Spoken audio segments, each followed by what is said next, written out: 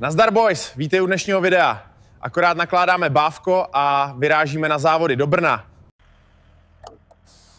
Teď doplníme palivo do bávka a Gčka a přidáme aditivum, aby se to pořádně probudilo. Těším se na dnešní drift závody na Masaryku. Gčko nás tam doveze stylově a Red Bull nás udrží vzhůru. Jsme na místě. Masarykův okruh, plný aut, dýmu a šílenství. Tak boys, jdeme to pustit na zem, ať můžeme lítat bokem. Tak, bávko je připravený, můžeme vyrazit na okruh.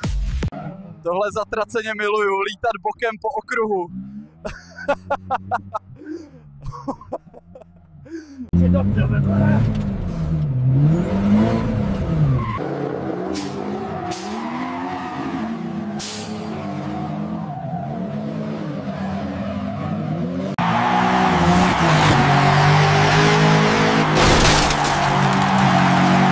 Dík, že jste koukali boys, my jedeme dát bávko zase dokupy a vy napište nápady na další video do komentářů. Díky a čus.